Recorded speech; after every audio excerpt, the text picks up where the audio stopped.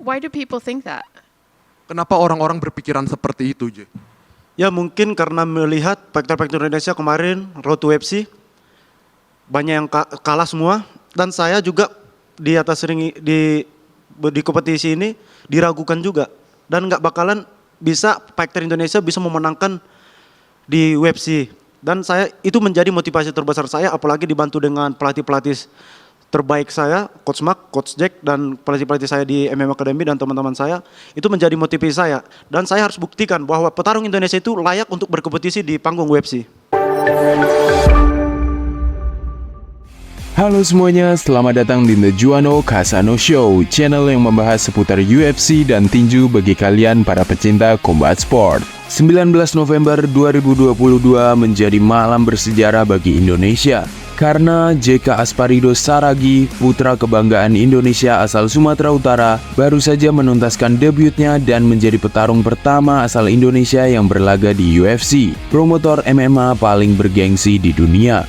Berawal dari tahun 2022 yang lalu, UFC mengadakan event baru di mana mereka mencari prospek MMA dari seluruh negara Asia untuk bersaing mendapatkan kontrak dengan UFC. Berbagai promotor lokal di Asia bekerja sama dengan UFC untuk mengorbitkan fighternya dalam laga Road to UFC, dan salah satunya adalah JK Saragih dari One Pride MMA. Melihat kesempatan itu, banyak penggemar dari Indonesia yang sangat antusias dan memberikan dukungan penuh kepada JK.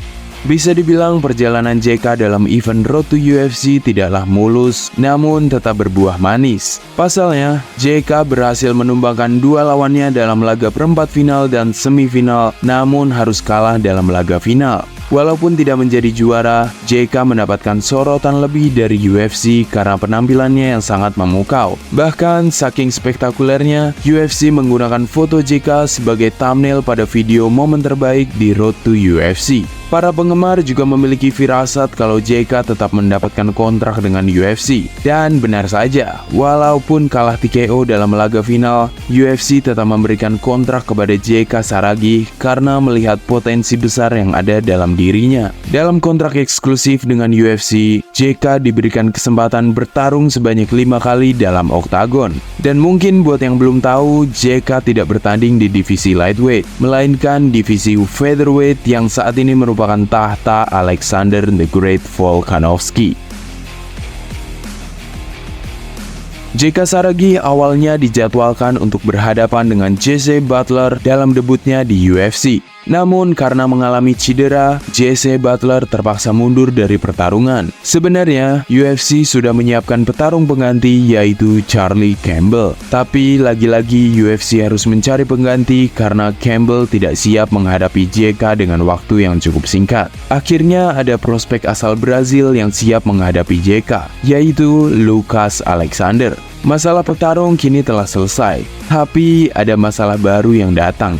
Lucas Alexander, lawan dari JK, mengalami kelebihan berat badan sebanyak 2 pound atau sekitar 0,9 kg, sehingga bayarannya harus dipotong sebesar 20%. Oleh sebab itu, dalam debutnya JK sudah mengalami banyak tantangan, mulai dari pergantian lawan yang mempengaruhi persiapan, weight bully karena berat lawan tidak sesuai, dan odds yang memandang rendah JK.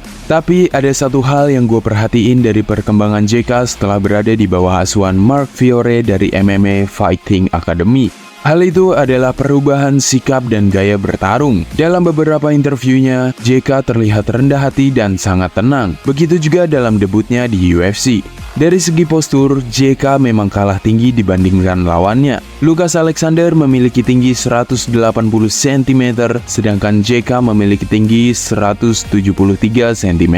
Otomatis, Alexander diuntungkan dari segi jangkauan. Dan ternyata hal itu benar-benar dimanfaatkan oleh Lucas Alexander. Ketika ronde 1 dimulai, Alexander langsung mengukur jarak dan menembakkan beberapa tendangan. JK juga sempat terpukul mundur karena pukulan tangan kiri dari Alexander.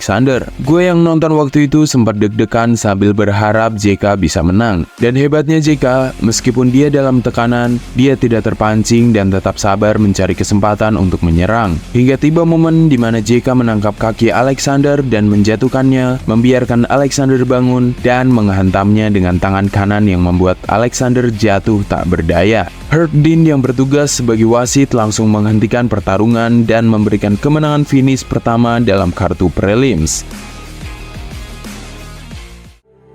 Melalui debut manisnya di UFC, JK mengingatkan gua sama idolanya sendiri, yaitu Conor McGregor. Pasalnya, Conor dan JK sama-sama tumbuh di lingkungan yang keras, sempat bekerja sebagai buruh, mengadu nasib di dunia MMA, dan dilirik oleh UFC. Dan yang lebih mencengangkan adalah Conor dan JK sama-sama menyelesaikan debut UFC di kelas featherweight dengan kemenangan knockout di bawah 2 menit. Gila. Apakah ini pertanda juga kalau JK bakal jadi juara UFC? Gak ada yang gak mungkin. Setidaknya, JK sudah berhasil membuktikan bahwa petarung Indonesia juga mampu bersaing di kancah internasional. Dan gue berharap JK bisa terus memberikan pertunjukan yang spektakuler dan menjadi top contender divisi featherweight. Oleh karena itu, tugas kita harus terus mendukung JK supaya dapat membawa nama Indonesia harum di kancah internasional. Dan selamat buat JK Saragih atas kemenangan spektakulernya, dan terima kasih telah membawa bendera Indonesia di UFC. Sekian dulu video kali ini dan terima kasih telah menonton.